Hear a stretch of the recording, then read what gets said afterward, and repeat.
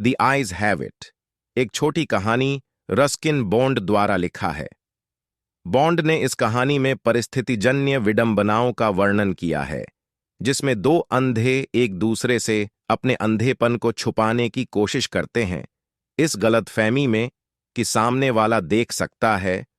इस कहानी का पहला कैरेक्टर एक अंधा लड़का है, जो कहानी का नैरेटर या वक्ता है, और दूसरा कैरेक्टर भी एक अंधी लड़की है।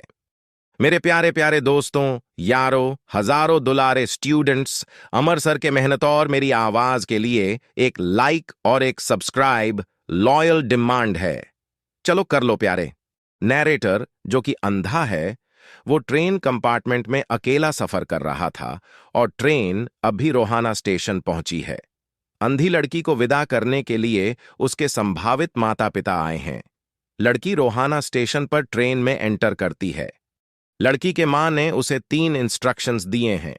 सबसे पहले उसकी चीजें कहां रखें, दूसरा विंडो से बाहर कब नहीं देखनी है, और तीसरा अजनबियों से बात करने से कैसे बचें।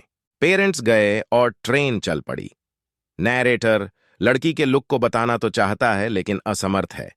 नैरेटर फ्लैपिंग से जान गया है कि लड़की चप्पलें पहनी थीं। लड़की ने लड़के से पूछा, क्या आप पूरा देहरा जा रहे हो?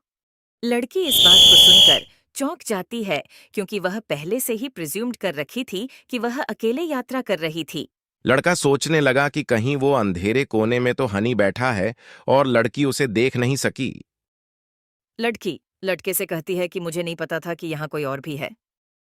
फिर नैरेटर थोड़ा फिलोसॉफिकल हो जाता है और वह कहने लगता है कि जिनके पास आंख होते हैं वह सामने वाले चीज को इग्नोर करते हैं और दूर वाले चीज पर ध्यान देते हैं, लेकिन जिनके पास आंख नहीं होता है वह सिर्फ सामने वाले पर ध्यान देते हैं। फिर लड़का बोलता है, मैंने भी तुम्हें नहीं देखा लेकिन तुमको आते हुए सुना। फिर लड़की लड़के के द्वारा पूछे गए सवाल का अब जवाब देती है कि वह सहारनपुर जा रही है और उसकी आंटी उसे वहां लेने आ रही है।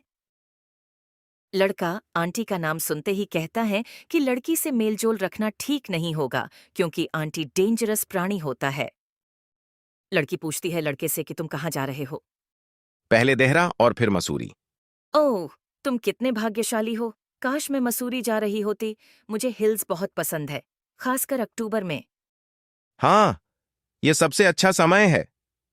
पहाड़ियां वाइल्ड डालियास से ढकी हुई हैं, सूरज बहुत आरामदायक है और रात में आप आग के सामने बैठ सकते हैं और थोड़ी ब्रांडी पी सकते हैं।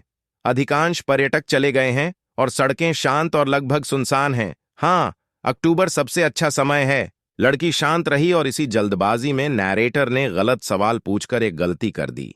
तुम खुद खिड़की से बाहर क्यों नहीं देख लेते? लड़का देखने का दिखावा करता है और बताता है कि दूर वाला पेड़ चल रहा है, लेकिन ट्रेन शांत है।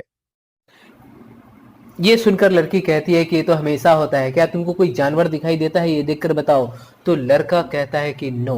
वो उसको इस जवाब देने में बहुत ही कॉन्फिडेंट है। क्यों? क्योंकि वो अच्छी तरह से देहरादून के जंगलों को जानता है और ये भी जानता है कि देहरादून के जंगलों में कोई भी जानवर ना के बराबर बचे हैं, जस्ट बिकॉज ऑफ पोचिंग। फिर जो है नैरेटर उसके चेहरे की तरफ मुड़ जाता और कहता है कि तुम्हारा फेस बहुत बहुत बहुत इंटरेस्टिंग है।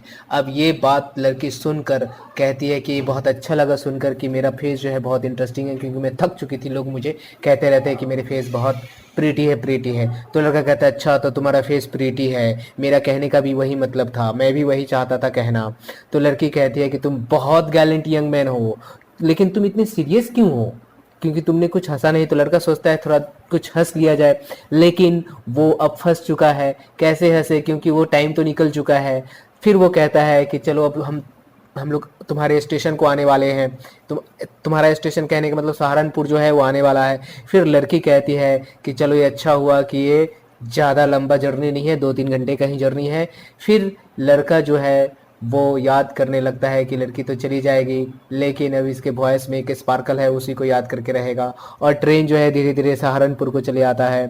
अब लड़की जो है अपने लगेज को उठाएगी और उठाकर जो है वो नीचे को उतरेगी, और जब वो उठाने जाता है तभी जो है वो अपना हाथ उसके हेयर स्टाइल को छूना चाहता है अपने हाथ से, लेकिन उसके पहले ही जो है लड़का अपना हाथ उसके बालों की तरफ ले ही जाता है कि लड़की वहाँ से निकल पड़ती है और बेचारा वो अकेले रह जाता है और उसका दुनिया फिर से जो है एक तरह से डे लाइट की तरफ है, जो उसके लिए पूरी तरह से अंधेरा है।